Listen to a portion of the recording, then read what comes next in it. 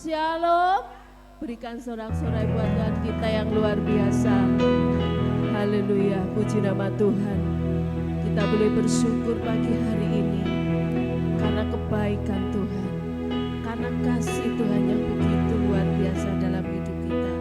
Kita rindu mempersembahkan pujian penyembahan kita, boleh menyenangkan hati Tuhan, boleh menjadikan persembahan yang terbaik bagi Tuhan.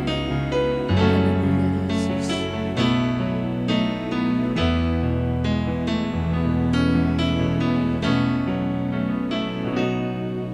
Tuhanku, aku hendak bernyanyi bagimu.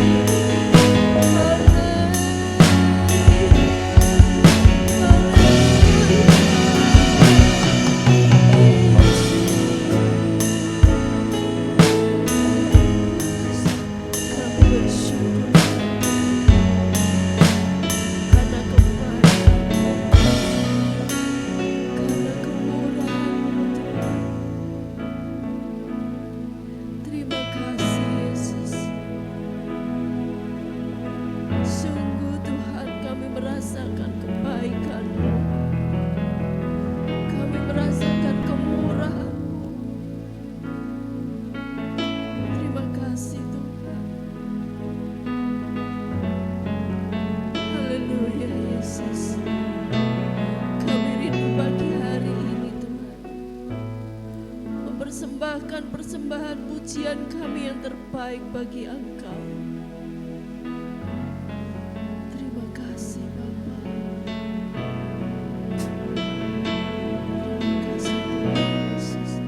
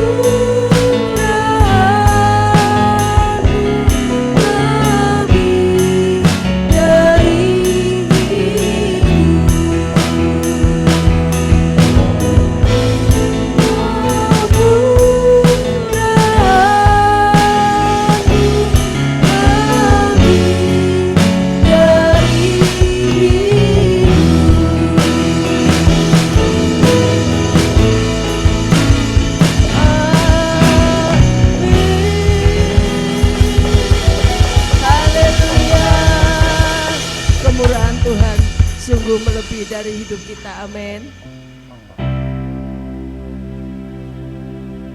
Di tanganmu kau beri rancangan yang terindah, tak hanya yang baik saja yang ku terima. Walau tubuhku diremukkan, walau jiwaku tergoyahkan, pujianku takkan terhentikan, Roh-Mu yang memberi penghiburan. Langganku, pikul salibku, cukuplah kasih setiamu. Ku bertahan, kau buatku lebih dari batu.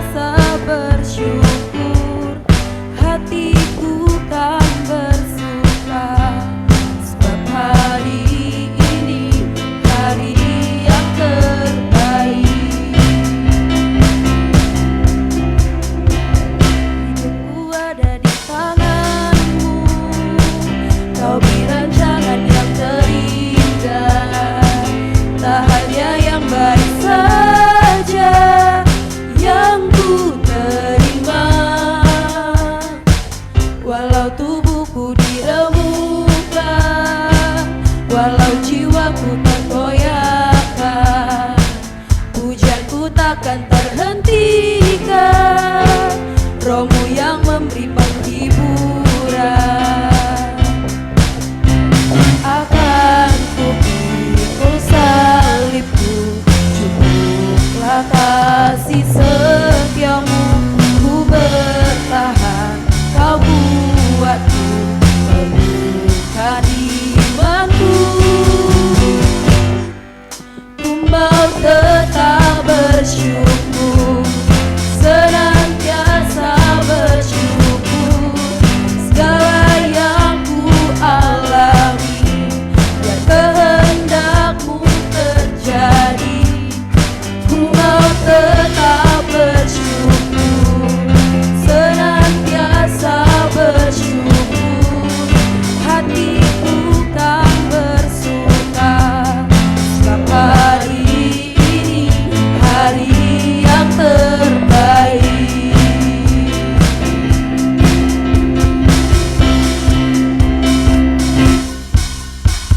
Akan ku pikul salibku, cukuplah kasih setiamu, ku bertahan, kau buatku melukan imanku. Akan ku pikul salibku, cukuplah kasih setiamu, ku bertahan, kau buatku melukan imanku. Akan ku pikul salibku, cukuplah kasih setiamu, ku bertahan, kau buatku melukan imanku. Ku mau tetap bersyukur, senantiasa bersyukur, segala yang ku alami, biar kehendakmu terjadi. Ku mau tetap bersyukur, senantiasa bersyukur, hatiku kan bersuka, sebab hari ini hari yang terbaik.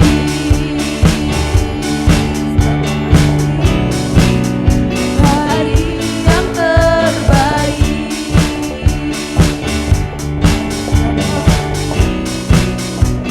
Hari yang terbaik. Sebab hari ini hari yang terbaik. Haleluya. Haleluya.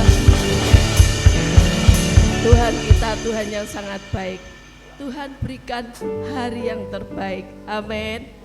Oleh sebab itu, apapun yang terjadi hari ini, kita percaya bahwa Tuhan ada di sekeliling kita, ada di kanan kiri Tuhan.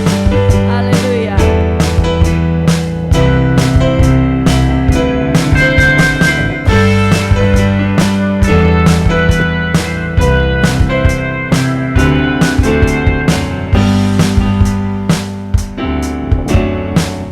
Selalu memandang Tuhan, ku selalu memujinya, ku percaya kepada Tuhan, ku berpasrah kepadanya.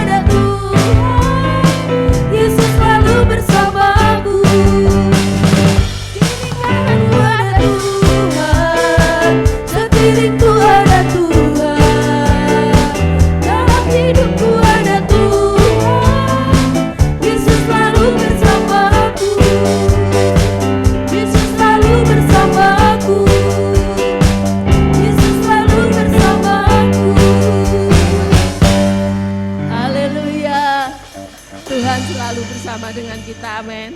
Silakan duduk kembali.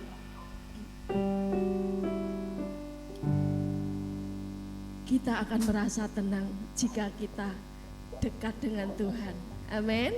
Haleluya.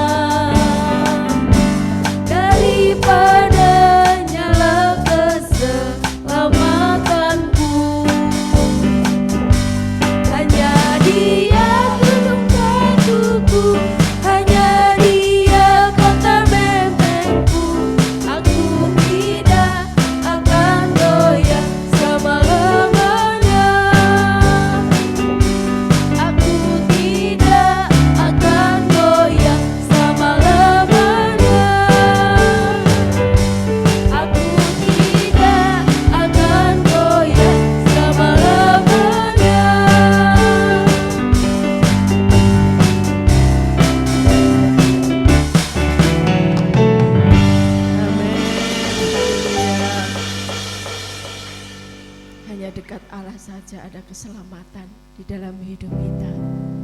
Haleluya. Dia Bapa yang setia. Kita akan merasa tenang jika kita bersama-sama dengan Dia.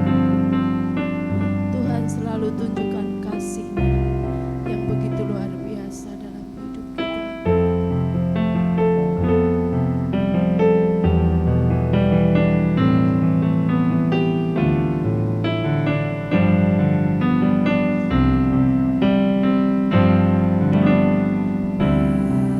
Bapa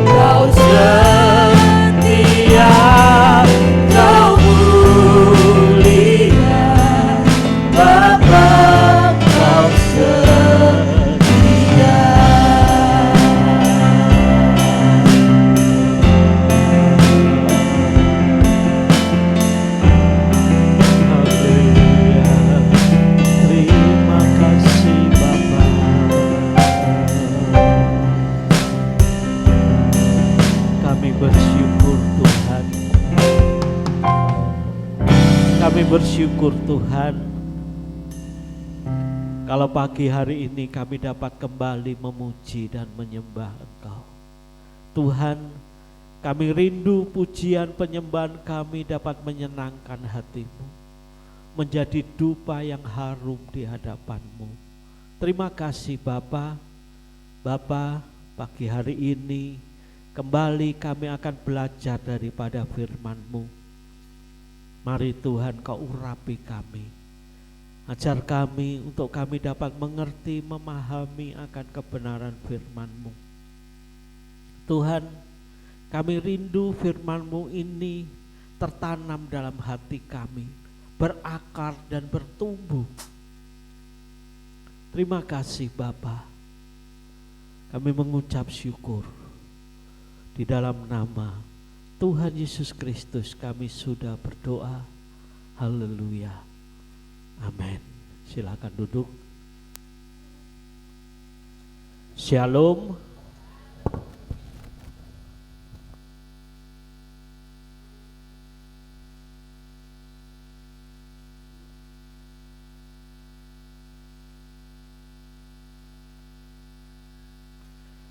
Puji Tuhan, saudara-saudara, kalau hari ini kita bisa bersama-sama kembali. Saudara-saudara, lagu yang terakhir tadi katakan Bapa yang setia. Kita bersyukur kalau kita memiliki Allah yang setia. Ya. Saudara, mari pagi hari ini kita letakkan masalah kita lebih dulu. Apa yang membebani pikiran kita, apa yang membebani hati kita letakkan, kita tinggalkan. Ya. Mari kita menikmati. Kalau kita memiliki Bapa yang setia, kita memiliki Allah yang setia, kita pasti sudah merasakan. Kita pasti sudah merasakan kesetiaan Allah kita. Amin. Ya. Firman Tuhan katakan apa, saudara? Mari kita buka Alkitab kita di dalam Mazmur. Mazmur pasal yang 119 ayat yang ke-90. Mazmur 119 ayat yang ke-90. Mari kita semua bangkit berdiri, kita akan baca ayat ini bersama-sama.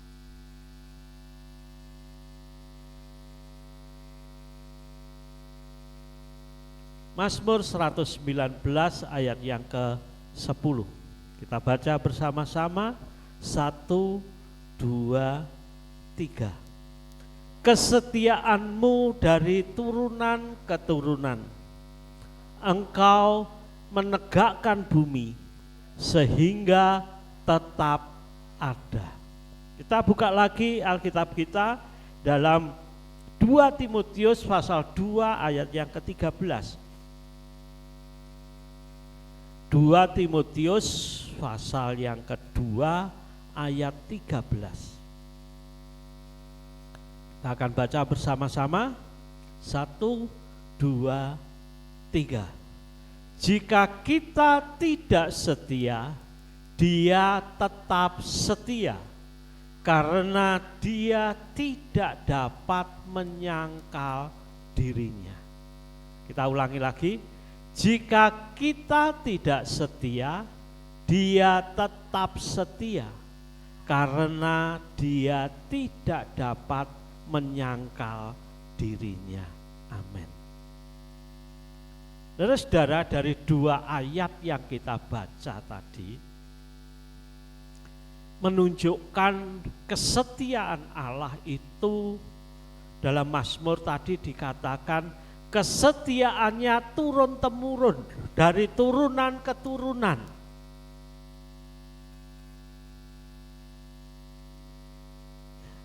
Kali lagi, kesetiaan Allah dari turunan ke keturunan. Dalam 2 Timotius katakan dia tetap setia karena apa? Karena dia tidak dapat menyangkal dirinya. Dia tetap setia karena dia tidak dapat menyangkal dirinya sendiri. Saudara, kalau kita melihat di sini kita tahu kita harus menyadari kesetiaan Allah itu tidak tergantung dari keadaan. Sekali lagi, kesetiaan Allah tidak tergantung keadaan. Seringkali banyak orang Kristen berpikir kalau semakin setia maka Tuhan juga akan setia. Tuhan akan memberkati. Berapa banyak orang Kristen yang berpikiran seperti ini? Makanya setia biar diberkati Tuhan. Saudara, Tuhan gak bisa disogok, saudara.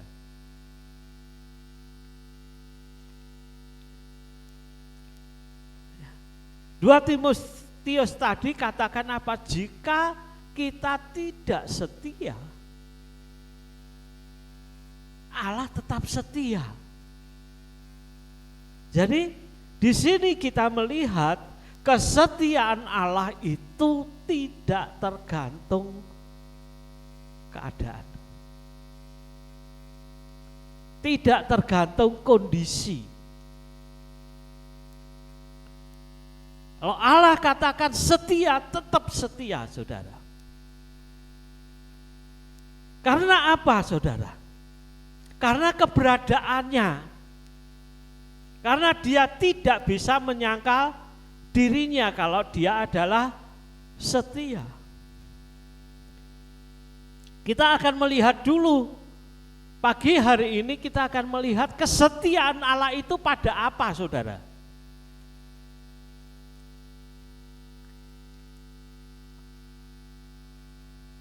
Kali lagi, kesetiaan Allah itu pada apa sehingga dia tetap setia, sehingga tidak dipengaruhi dengan keadaan. Kesetiaan Allah itu, ya, Allah setia itu karena apa? Karena janjinya, saudara. Kalau dia sudah berjanji, maka dia pasti menepati. Jadi sekali lagi, kesetiaan Allah itu kepada janjinya.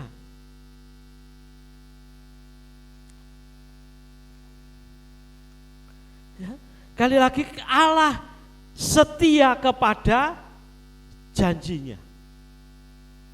Makanya kalau dia sudah berjanji, dia pasti menggenapi. Mari kita melihat perjalanan bangsa Israel. Mengapa bangsa Israel dipilih oleh Allah, saudara? Alasannya apa sih sebetulnya?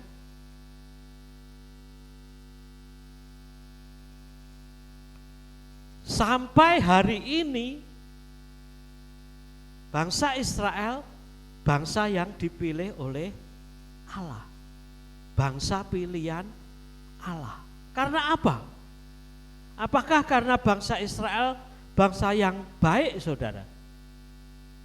Enggak. Apakah bangsa Israel setia kepada Allah? Enggak.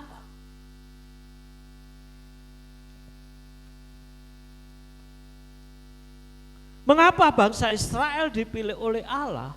Karena Allah sudah berjanji kepada Abraham, saudara.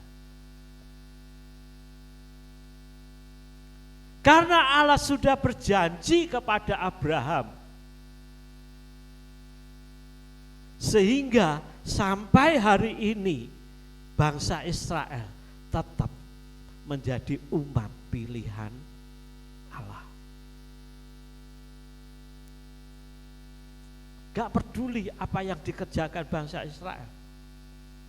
Kalau kita melihat sejarah bangsa Israel yang di Alkitab, yang kita tahu jelas, bangsa Israel jatuh bangun, saudara. Kesetiaannya kalau dia diberkati malah meninggalkan Tuhan.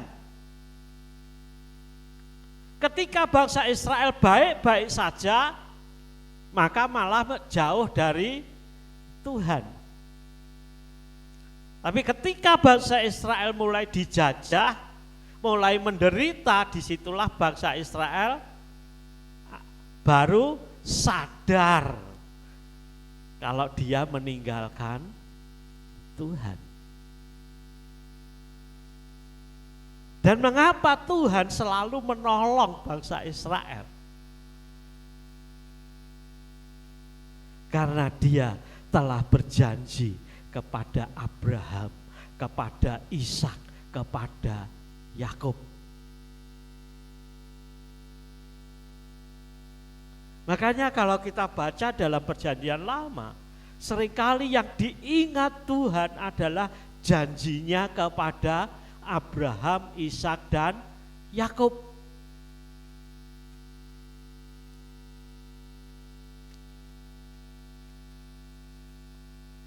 Allah setia kepada janjinya. Dia berjanji dan dia pasti menggenapi. Gak peduli keadaan bangsa Israel kayak apa. Meskipun dia meninggal jauh dari Tuhan, meninggalkan Tuhan, menyembah Baal, menyembah dewa-dewa. Tapi ketika bangsa Israel sadar, dia berteriak kepada Tuhan, Tuhan menolong.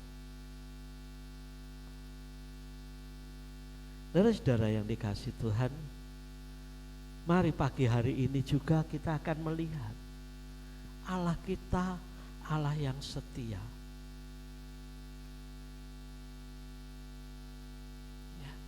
Allah kita adalah Allah yang setia. Dalam hal apa dia setia dalam kehidupan kita? Kalau bangsa Israel, dia selalu ditolong oleh Tuhan. Kalau sekarang ini mari kita melihat dalam kehidupan kita kesetiaan Allah itu di mana, saudara? Supaya kita memahami.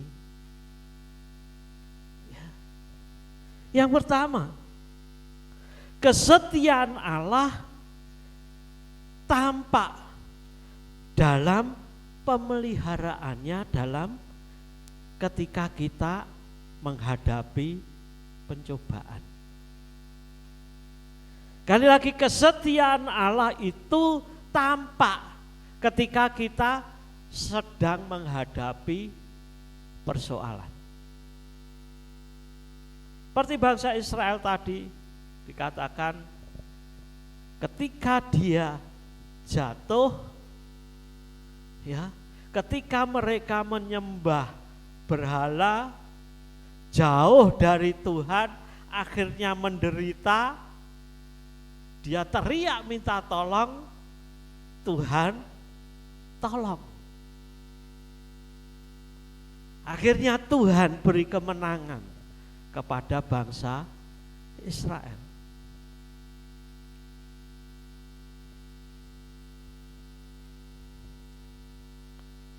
Saudara-saudara, mari kita melihat, kita ingat akan perjalanan hidup dari Yusuf. Kita tahu Yusuf itu siapa. Saya percaya kita yang sudah lama jadi orang Kristen, kita sudah kenal ceritanya Yusuf. Ya. Siapa itu Yusuf? Yusuf adalah anak dari Yakub, anak yang nomor 11. Ya. Bangsa Israel yang dihitung laki-laki, saudara. Yang perempuan itu enggak dihitung.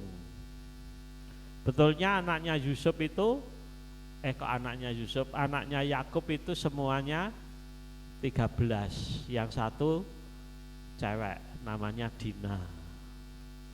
Tapi karena bangsa Israel yang dihitung itu cuma yang laki-laki keturunan, yang punya keturunan. Jadi cuma orang biasa katakan apa? Anak Yusuf berapa? 12. Padahal seharusnya 13. Yusuf, anak dari Yakub yang nomor 11. Mari kita perhatikan perjalanan Yusuf. Ya. Mulai kecil Yusuf sangat dikasihi oleh Yakub, oleh ayahnya. Sampai saudara-saudaranya semuanya iri. Nah, ini kesalahan dari Yakub, saudara. Makanya kalau saudara ya punya anak jangan pilih kasih. Ya. Ada cuma satu, mergo ini pinter, mergo hebat, wah dikasihi lebih dari yang lain. Kalau saudara juga punya cucu ya jangan pilih kasih. Nah cucu ini pinter nyenengne, wah dikasih, tapi saya enggak.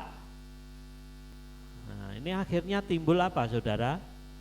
Kedengkian. Sehingga saudara-saudaranya ya, yang 10 saudara-saudaranya yang 10 ini dengki kepada Yusuf. Sehingga Yusuf dijual menjadi budak, dilempar ke sumur tapi akhirnya dijual jadi budak. Terus dibeli orang Mesir. Masuklah Yusuf di keluarga Potifar. Saudara, mari kita perhatikan. Mulai Yusuf dijual jadi seorang budak. Kalau menurut saudara jadi budak itu gimana saudara? Enak enggak? Seneng enggak? Dari orang merdeka, dari yang dikasih oleh orang tuanya, terus langsung jadi budak. Mungkin banyak orang drop saudara. Yang dulunya hidupnya enak, sekarang harus kerja tanpa dibayar. Tapi ketika Yusuf menjadi budak, Tuhan memberkati Yusuf. Sehingga Alkitab katakan apa yang dikerjakan Yusuf berhasil. Yusuf mulai meningkat hidupnya, meskipun dia budak, ya statusnya mulai meningkat. Karena apa?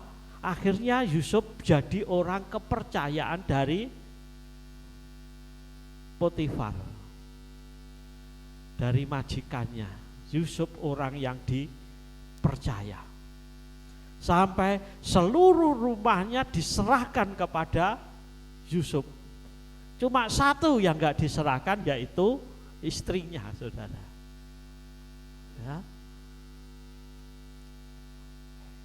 Mestinya, wah kehidupan Yusuf mulai baik-baik aja, saudara. Tapi ketika Yusuf itu hidupnya baik-baik saja, terus apa yang terjadi? Yusuf difitnah. Akhirnya masuk penjara. Dan penjara Yusuf pada saat itu adalah Yusuf dimasukkan pada penjara politik, saudara. Ya, kalau saya baca, pelajari, ya, kejahatan politik itu menyangkut kerajaan, jadi penjaranya itu di bawah tanah, saudara. Dengan penjagaan yang sangat ketat.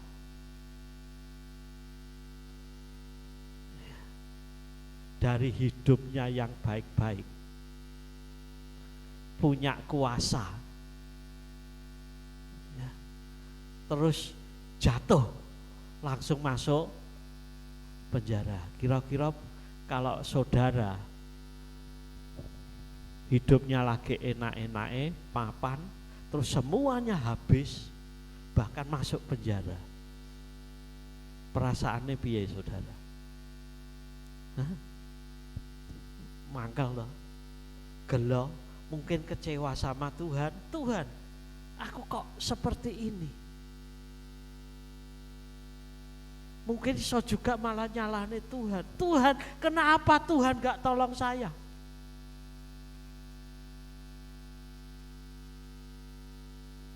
Sekarang saya ada di penjara Tuhan.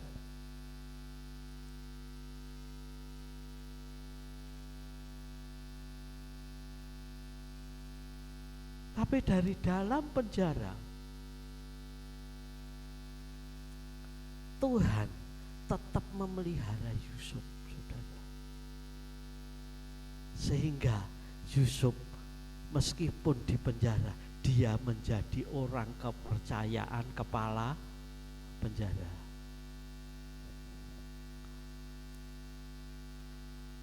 Dia naik posisinya. Meskipun tetap di penjara. Dan firman Tuhan katakan kalau saudara baca apa yang dikerjakan Yusuf berhasil. Tuh. Meskipun masuk penjara, Tuhan tetap katakan berhasil. Jadi kalau kita melihat di sini keberhasilan itu bukan terletak apa yang kita miliki. Yusuf saat itu gak punya apa-apa, saudara.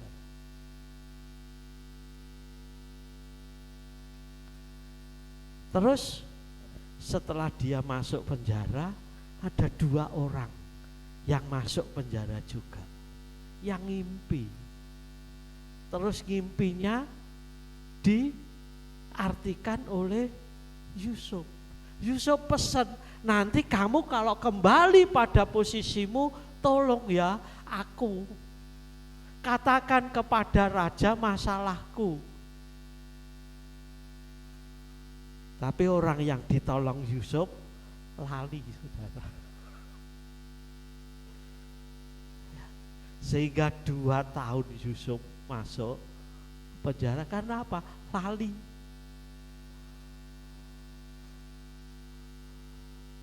Nah, mari kita balik kalau kita ini jadi Yusuf, saudara. Wong sing wis ditulungi, ya. Ya, orang yang sudah ditolong terus melupakan, saudara. Kira-kira perasaannya piye, saudara? Kalau saudara, kalau saya pun mungkin gelo. Sing pasti bukan mungkin, pasti gelo. Wis tak tolong, wis tak tulung lho. Gak eling. Setelah 2 tahun baru kelingan. Gara-garane apa? Gara-gara Raja Fir'aun yang ngimpi.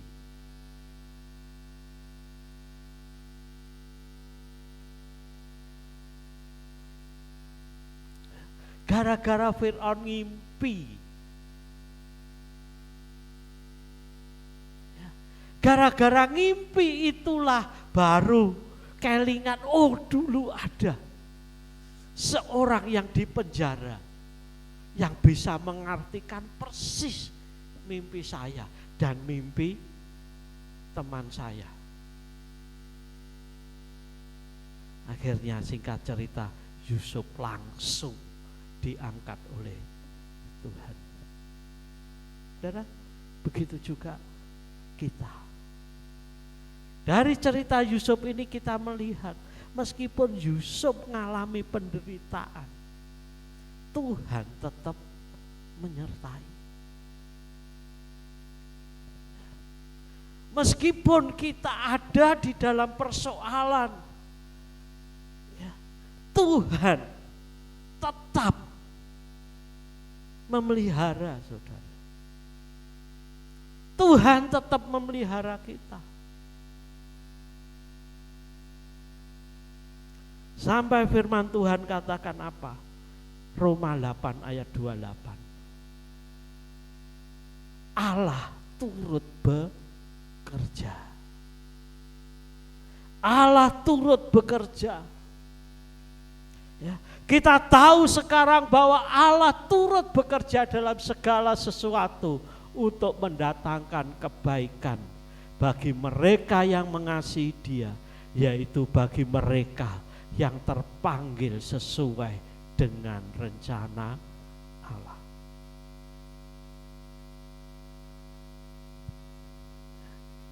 Saudara, Allah turut bekerja dalam persoalan. Allah memelihara kita. Dia tetap memelihara kita. Meskipun kita dalam persoalan. Kita buka dari 1 Korintus. 1 Korintus pasal yang ke-10 ayat yang ke-13. Di mana pemeliharaan Allah itu kepada kita, saudara.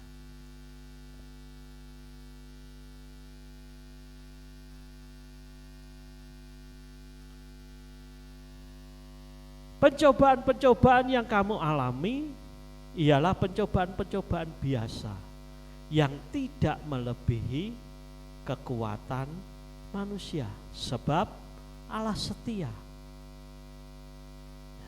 Sebab Allah setia. Dan karena itu Ia tidak akan membiarkan kamu dicobai melampaui kekuatanmu. Pada waktu kamu dicobai, Ia akan memberikan kepadamu jalan keluar sehingga kamu dapat menanggungnya. Kesetiaan Allah itu terletak apa? Di mana? Pemeliharaan Allah itu terletak di mana? Pencobaan yang kita hadapi tidak melebihi kekuatanmu. Tuhan memberi batasan.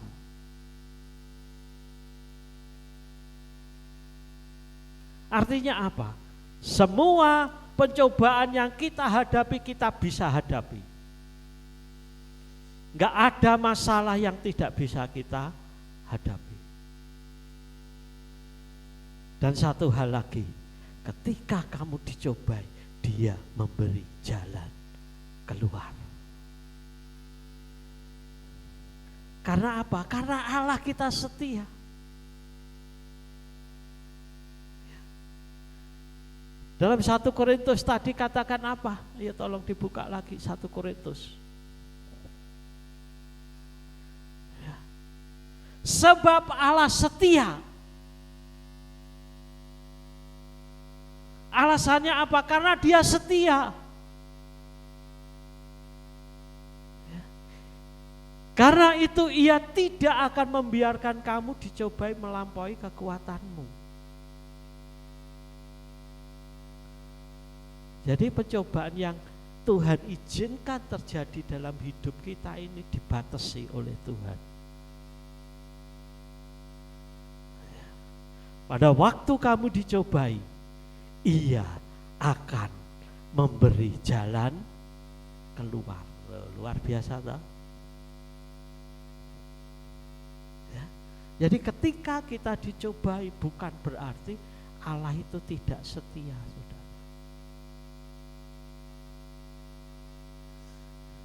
Allah berjanji menggenapi firman-Nya.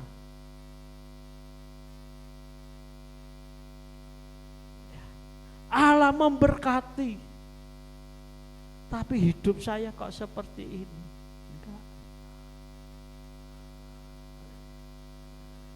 Selanjutnya kita melihat kesetiaan Allah itu untuk apa? Untuk meningkatkan kualitas iman kita.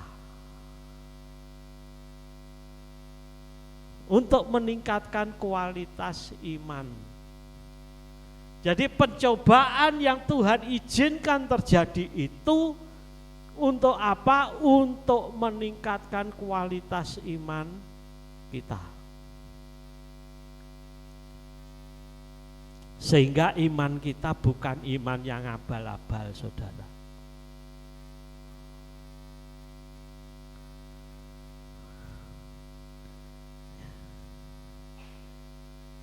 Dalam kitab Daniel pasal yang ketiga menceritakan saat itu Raja Nebukadnezar membuat sebuah patung emas. Dan dia memerintahkan untuk semua orang, pegawai-pegawai, pejabat-pejabatnya untuk ikut menyembah dia, menyembah patung itu.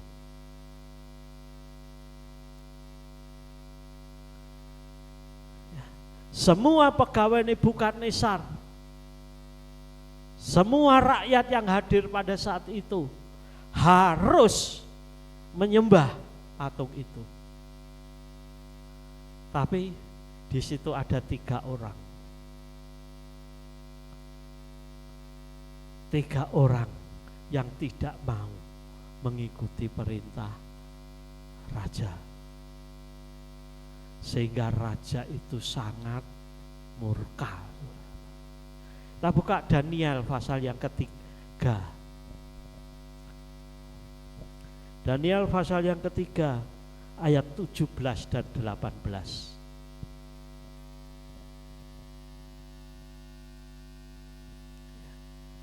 Sehingga ketika Raja Nebukadnezar itu marah, dia panggil 3 orang itu, yaitu Sadrak, Mesak, dan Abednego. 3 orang itu dipanggil. Dia ditanya, mengapa kamu gak mau ngikuti perintah?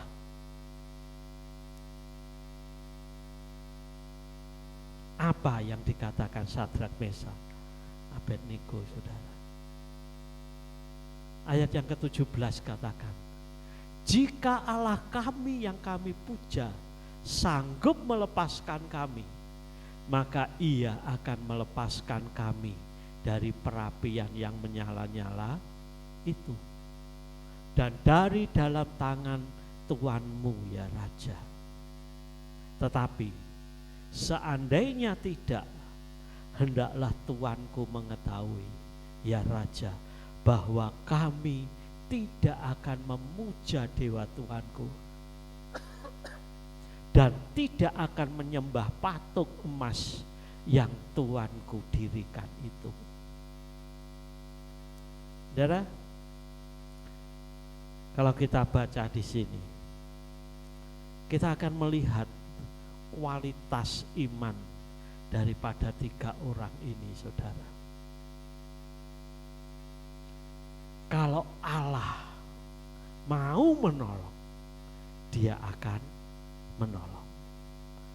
Tapi seandainya tidak ditolong, aku pun tetap tidak menyembah.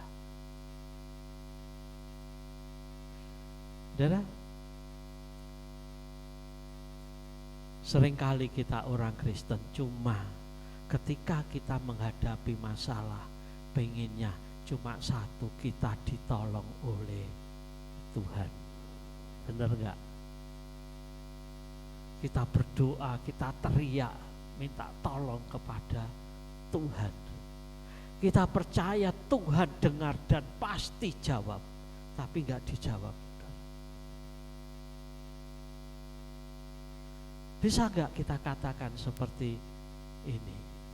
Meskipun Tuhan tidak tolong saya mau tetap setia.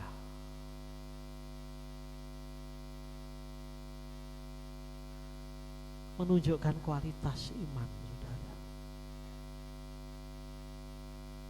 Ya. Sekali lagi menunjukkan kualitas iman, saudara. Seandainya Tuhan gak tolong saudara, saudara tetap setia enggak? Pengennya kita terlihat Tuhan tolong. Kita mulai bangun iman kita doa bahkan mungkin sampai puasa biar Tuhan tolong. Tapi kita berani enggak katakan, meskipun Tuhan gak tolong saya mau tetap setia. Ya.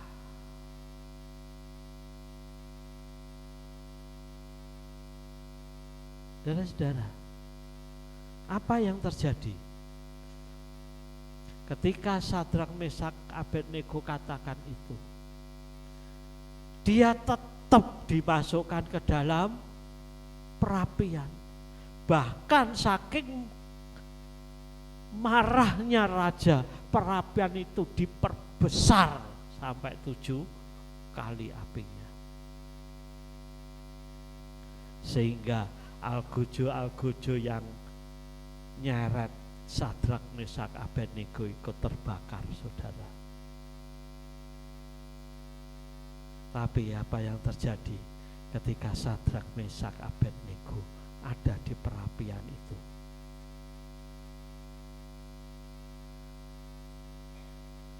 Gak terjadi apa-apa, saudara.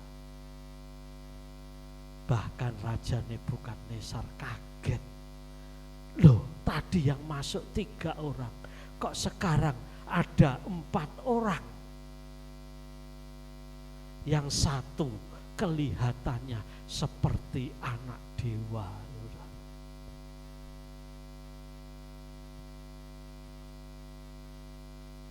Karena iman. Kualitas iman daripada 3 orang. Demikian juga kita.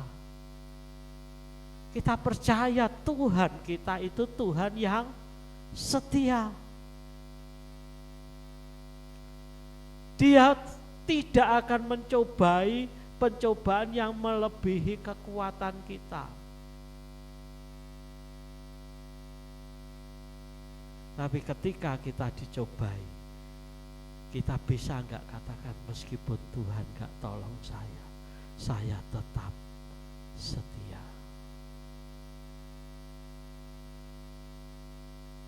Apakah kita tetap merengek pada Tuhan, tolong Tuhan, tolong Tuhan, tolong Tuhan. Nek Tuhan gak tolong saya, aku gak mau setia lagi.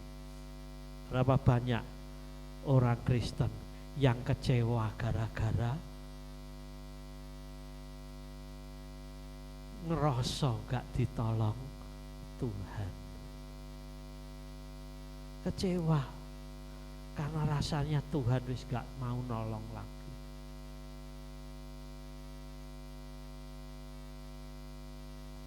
Padahal Tuhan katakan, ya, pada saat kamu dicobai, Ia akan memberi jalan keluar. Rasanya enggak mungkin. Sampai Raja Nebukadnezar katakan kepada Sadrak, Mesak, Abednego, dewa manakah yang bisa menolong kamu dari tanganku?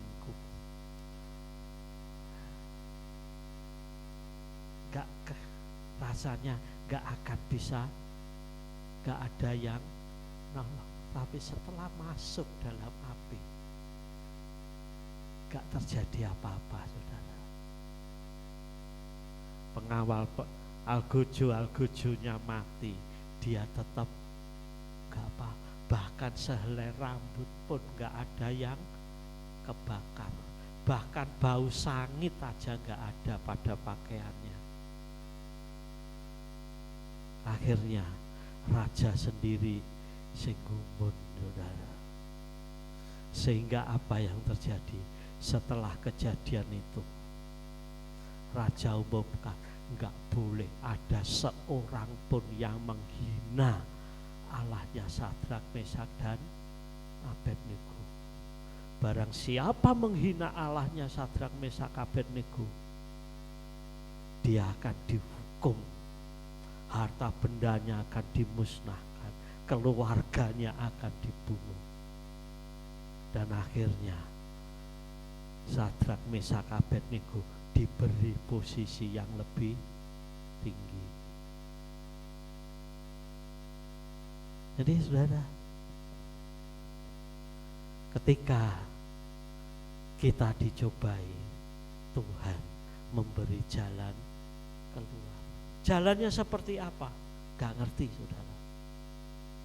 Mungkin Sadrak, Mesak, Abednego saat itu juga gak ngerti jalannya itu yang seperti apa yang Tuhan mau pakai caranya. Apa tiba-tiba apinya mati? Enggak. Apinya tetap nyala. Tapi enggak popo. Enggak kobong, saudara. Yang ketiga, kesetiaan Allah itu menjamin keamanan kita. Mazmur 23 ayat yang keempat. Sekalipun aku berjalan dalam lembah kekelaman, aku tidak takut bahaya, sebab Engkau besertaku, gadamu dan tongkatmu, itulah yang menghibur aku.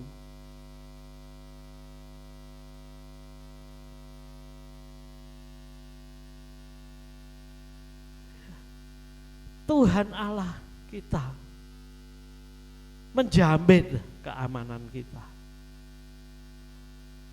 Jadi kita gak perlu takut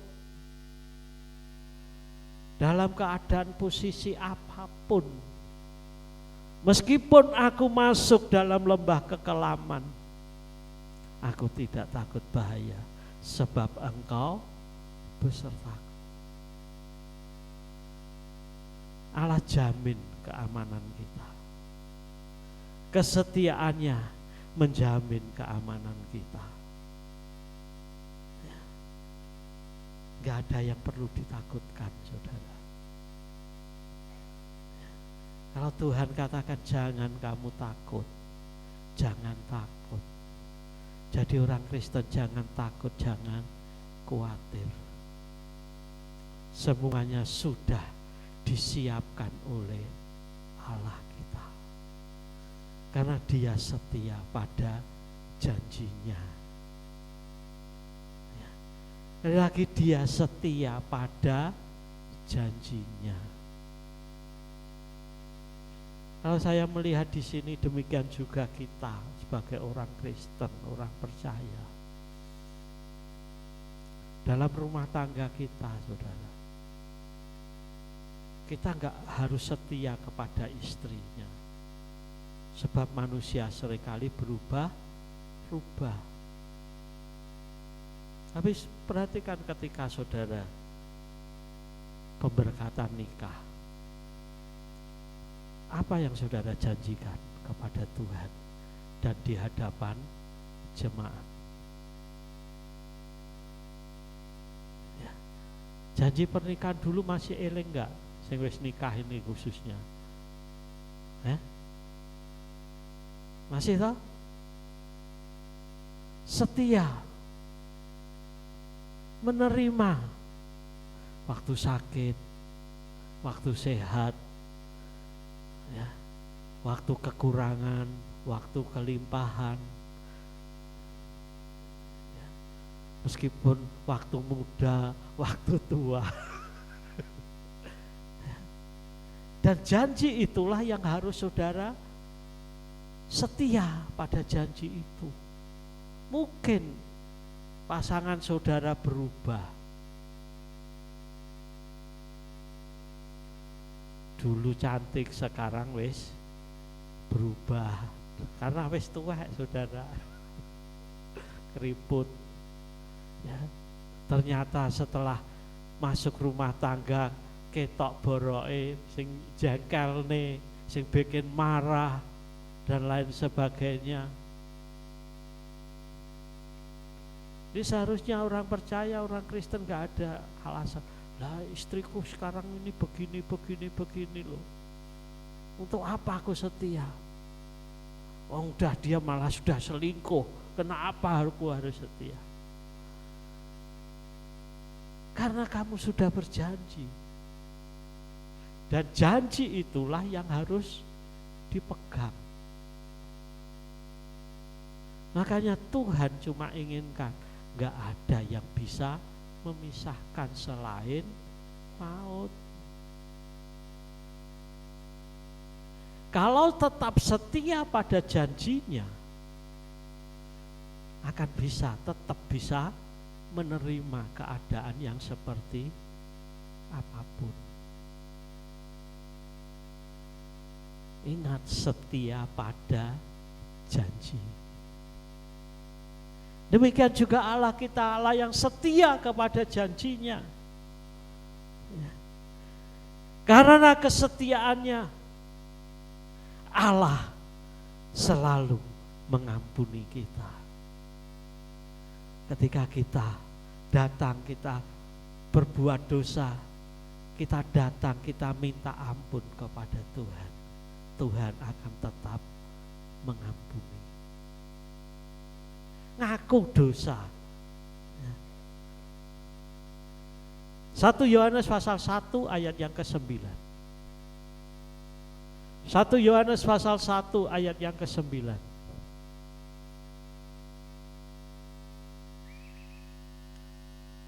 Jika kita mengaku dosa kita, saudara perhatikan, jika kita mengaku dosa kita, maka Ia adalah setia dan adil, sehingga Ia akan mengampuni segala dosa kita dan menyucikan kita dari segala kejahatan. Jadi kalau mau minta ampun kepada Tuhan, itu harus apa, saudara? Ngaku.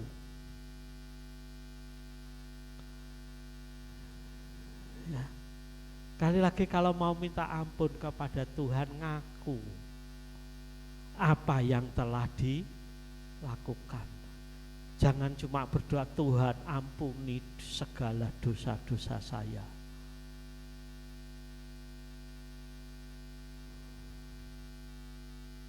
Tapi firman Tuhan katakan ngaku, saudara.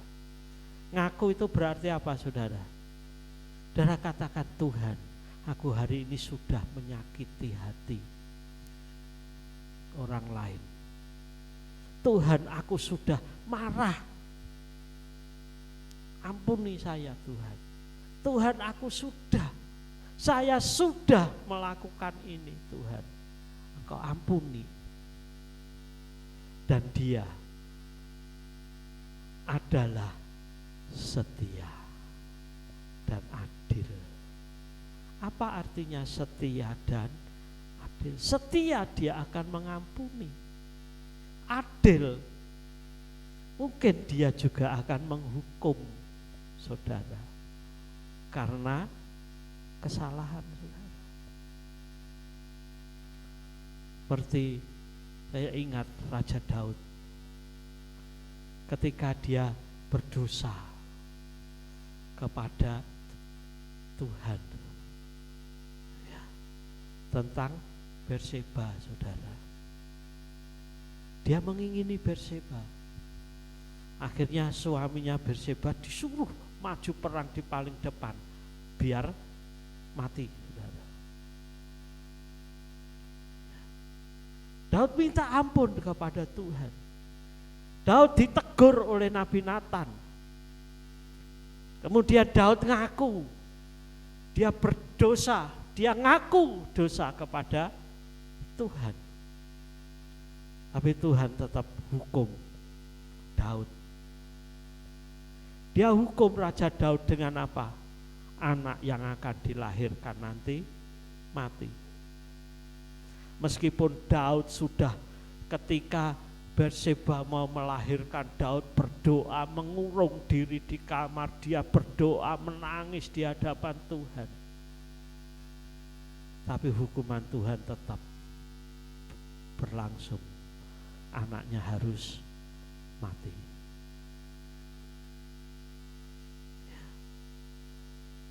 Daud berdoa supaya anak itu enggak mati, supaya hukuman Tuhan itu dicabut.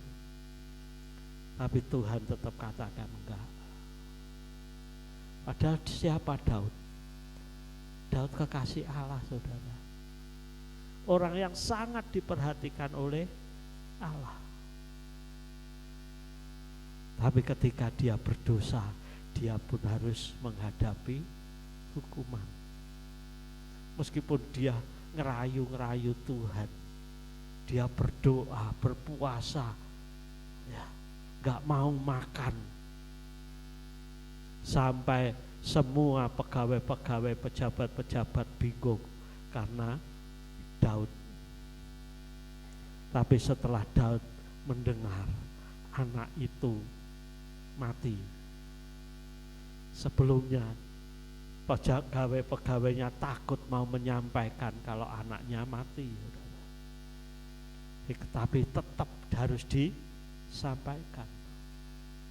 Ketika berita itu sampai kepada Daud bahwa anaknya mati, yang dilakukan Daud apa?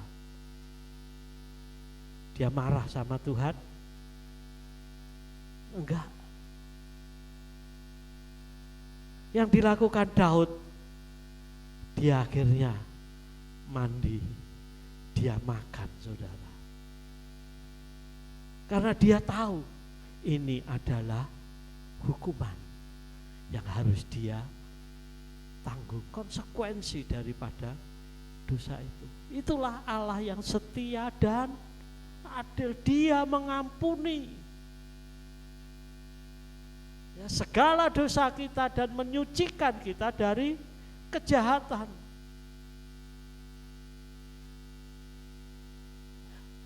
Allah kita Allah yang setia. Ketika kita mau mengaku dosa kita, Dia akan mengampuni kita. Saudara, kita tahu Allah kita setia. Sekarang ini kembali bagi kita, sampai di mana kita setia? Apakah seloro sithik wis gak budal ning gereja? Kenapa enggak gereja repot?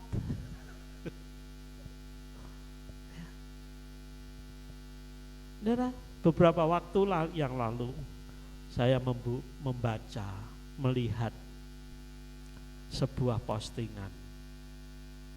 Ada sebuah kisah, saudara, dari seorang hamba Tuhan.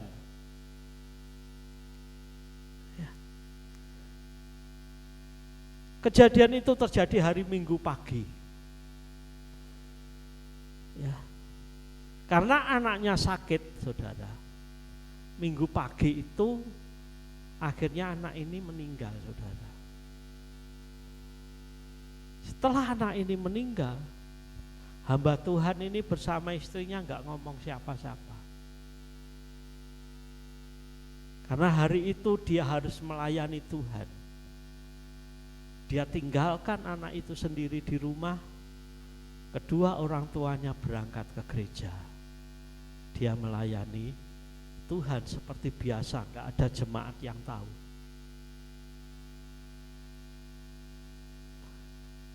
Dia melayani Tuhan seperti biasa, ya, menyampaikan firman Tuhan. Di akhir ibadah, barulah dia cerita.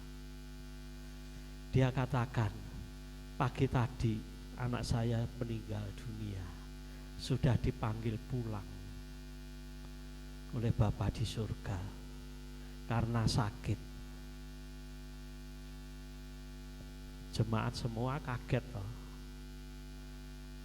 Akhirnya jemaat semua kaget, terkejut karena berita anaknya meninggal. Ya, setelah ibadah selesai, pasti pulang ke rumah loh. Cepat mulai mau mempersiapkan pemakaman. Tapi apa yang terjadi? Setelah dia pulang ke rumah bersama beberapa jemaat, tiba-tiba dia lihat anaknya main di luar rumah, saudara.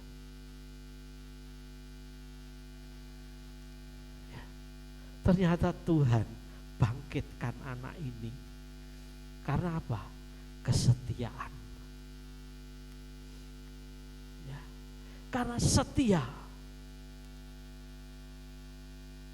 Anaknya tiba-tiba sudah sembuh. Dia bermain sama temannya di halaman.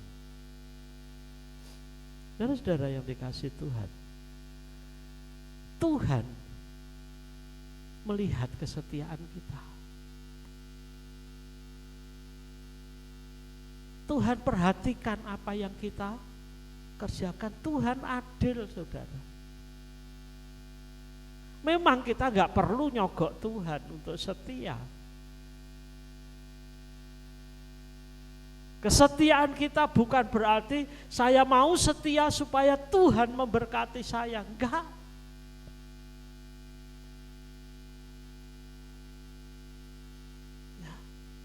Banyak orang Kristen yang berpikir seperti ini, salah saudara. Saya mau setia supaya hidupku diberkati oleh Tuhan. Enggak saudara. Seharusnya kita setia. Karena apa? Karena Tuhan kita setia. Enggak peduli apa yang terjadi. Enggak peduli apa yang terjadi dalam hidup kita. Dalam hidup saudara. Yang saya tahu, saya harus setia. Meskipun Tuhan tidak tolong saya mau tetap setia. Saya minta pemain musik untuk maju ke depan. Tuhan, saya mau tetap setia. Karena Engkau sudah setia lebih dahulu.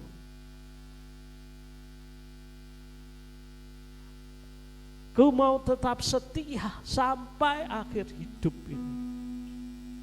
Bukan karena berkat-Mu, tapi karena Engkau adalah Allah yang setia.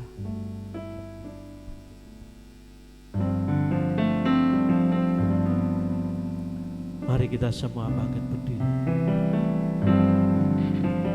Seperti wanita mengurapimu, menangis di bawah kakimu. Demikian hidupku mau mengasihimu. Yesus, Engkau baik bagiku. Seperti wanita mengurapimu, menangis di bawah kakimu. Demikian hidupku mau mengasihimu. Yesus, Engkau baik bagiku.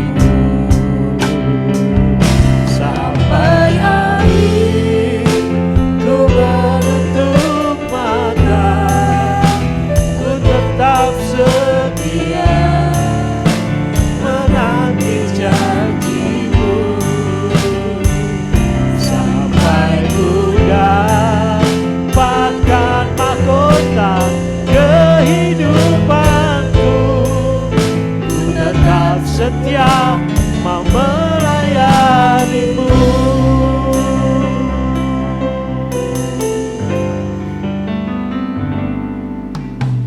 Seperti wanita mengurapimu, menangis di bawah kakimu. Demikian hidupku mau mengasihimu. Yesus, Engkau baik bagiku.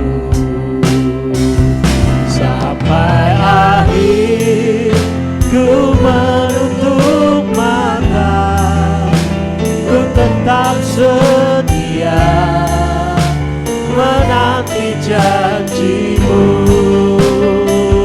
Sampai ku dapatkan mahkota kehidupanku, ku tetap setia mau melayani-Mu.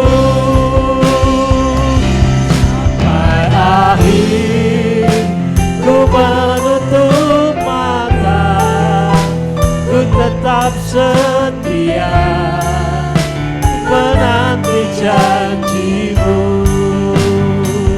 Sampai ku dapatkan mahkota kehidupan,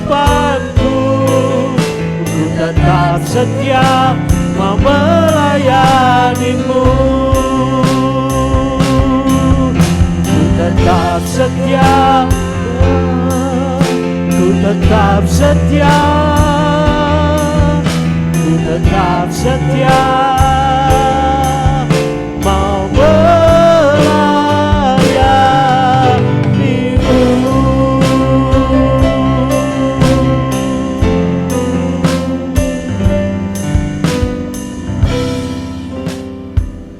Oh, haleluya. Tuhan, kami mau tetap setia melayani Engkau sampai akhir hidup kami. Karena kami tahu Engkau lebih dahulu setia kepada kami.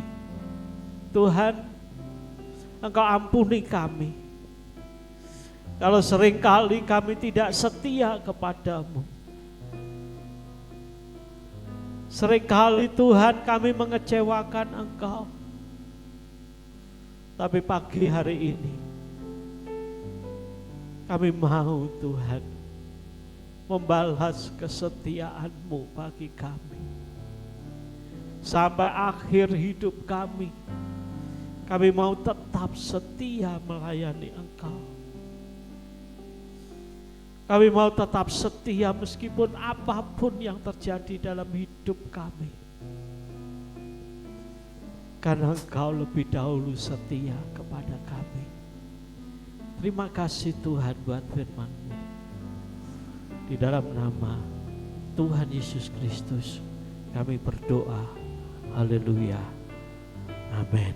Silakan duduk. Kita sudah diberkati oleh kebenaran firman Tuhan. Mari sama-sama kita belajar untuk setia, karena Tuhan kita lebih dulu setia kepada kita. Kita akan memberikan persembahan untuk Tuhan. Persembahan pertama oleh Ibu Rita, persembahan kedua oleh Ibu Margiati.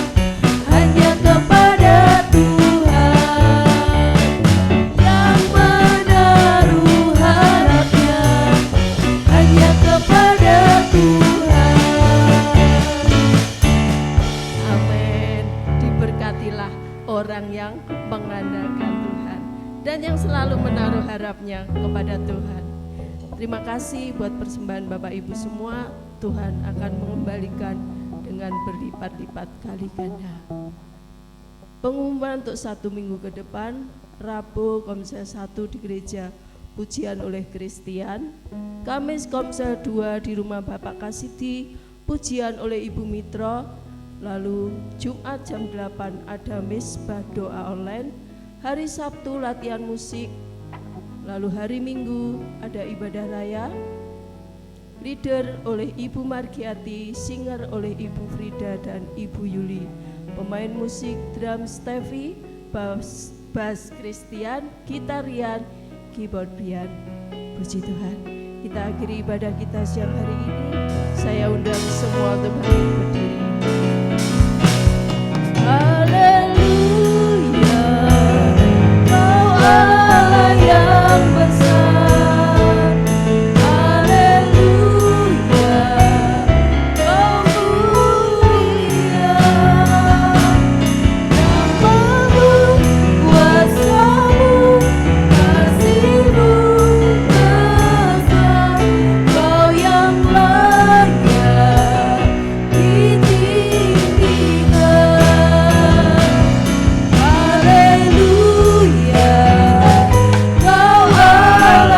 yang besar. Haleluya, Kau mulia. Namamu, kuasamu, kasih-Mu kekal. Kau yang layak ditinggikan. Haleluya, Kau Allah yang besar. Haleluya, Kau mulia.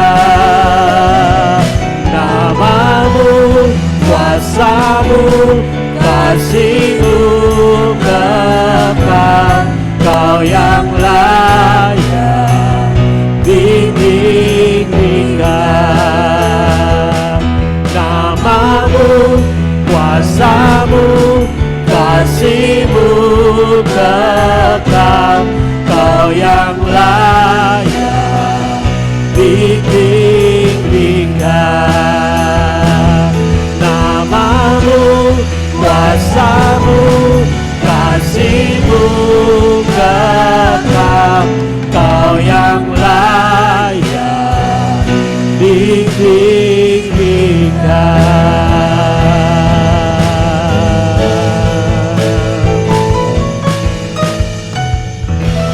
Kami bersyukur kepadamu Tuhan, karena kami memiliki Allah yang setia, Allah yang baik, Allah yang adil. Kami bersyukur Tuhan buat berkat-berkat-Mu. Engkau telah pimpin ibadah kami mulai awal sampai akhir. Tuhan Yesus, pagi hari ini Tuhan, kami berdoa buat setiap anak-anak-Mu yang telah memberi persembahan di hadapan-Mu. Mari Tuhan, Engkau mengembalikan berlipat kali ganda. Tuhan, Engkau memberkati setiap anak-anak-Mu Tuhan. Biarlah nyata kuasa kemuliaan-Mu dalam kehidupan kami. Engkau memberkati kehidupannya, rumah tangganya Tuhan. Usaha pekerjaannya, apapun yang dikerjakan, yang punya sawah, ladang Tuhan, Engkau memberkati. Terima kasih Tuhan. Kami rindu Tuhan, kami dapat menjadi berkat, menjadi garam dan terang bagi dunia ini, sehingga nama-Mu yang dipermuliakan melalui kehidupan kami. Terima kasih Tuhan. Juga kami berdoa buat saudara-saudara kami yang tidak hadir saat ini, di mana saja mereka berada. Mari Tuhan, Engkau memberkati, Engkau melawat, memberi kemenangan. Yang sakit Tuhan Engkau sembuhkan, yang lemah Engkau kuatkan Tuhan. Terima kasih Bapa. Tuhan Yesus juga, kalau sebentar kami akan pulang kembali ke rumah kami masing-masing. Kami serahkan perjalanan setiap anak-anak-Mu dalam tangan-Mu. Biarlah penyertaan-Mu, perlindungan-Mu menyertai kami, sehingga kami dapat pulang sampai di rumah dengan selamat. Terima kasih Bapa, terima kasih. Saudara, angkat tangan saudara. Haleluya. Dan sekarang ini saudara-saudara yang dikasihi Tuhan, terimalah berkat, anugerah, rahmat, damai, sejahtera, sukacita dari Bapa di surga, persekutuan di dalam Tuhan Yesus Kristus, serta pimpinan pemeliharaan Roh Kudus menyertai kehidupan saudara semua, mulai hari ini sampai Tuhan Yesus datang di awan-awan pada kali yang kedua. Terima kasih Tuhan, di dalam nama Tuhan Yesus Kristus. Yang percaya katakan amin. Tuhan Yesus memberkati.